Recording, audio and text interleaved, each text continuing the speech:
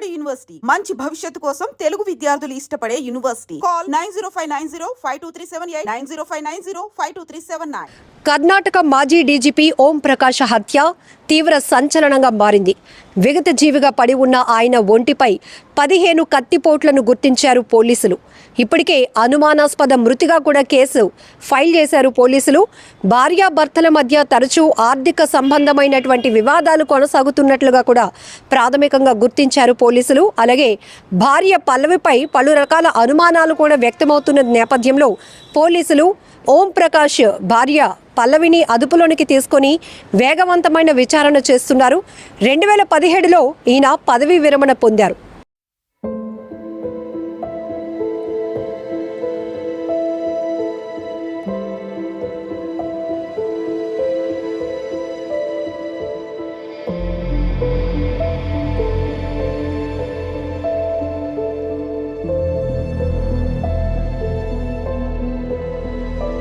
కర్ణాటకలో మాజీ డీజీపీ ఓం ప్రకాష్ అనుమానాస్పద మృతి తీవ్ర కలవరం పెడుతోంది.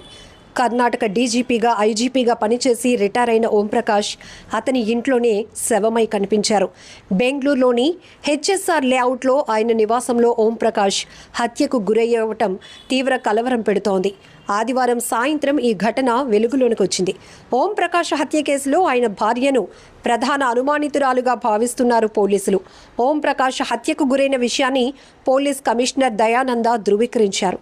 రక్తపు మడుగులో ఇంట్లో శవమై కనిపించిన మాజీ డీజీపీ భార్యపైనే పలు అనుమానాలు వ్యక్తమవుతున్నాయి. ఓం ప్రకాష్ మృతదేహాన్ని ఆదివారం సాయంత్రం 5:30 సమయంలో బెంగళూరులోని హెచ్ఎస్ఆర్ లేఅవుట్లో ఉన్న ఆయన నివాసంలో గుర్తించారు. రక్తపు మడుగులో ఓం ప్రకాష్ మృతదేహం పోలీసులకు కనిపించింది.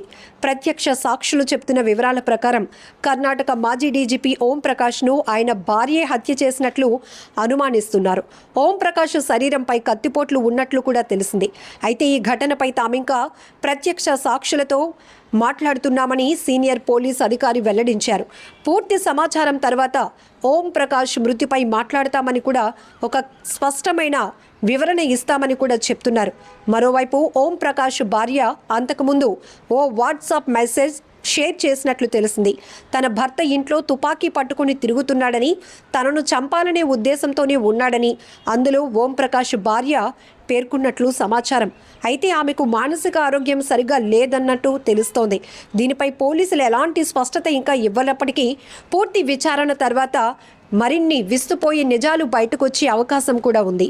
ఏదేమైనా కర్ణాటక మాజీ డీజీపీ దారుణ హత్యకు గురి కావటం, ఆయన విగత జీవిగా పడి ఉన్న ఆయన మృతదేహంపై కత్తిపోట్లు కూడా గమనించడం తీవ్ర కలకలం రేపుతోంది.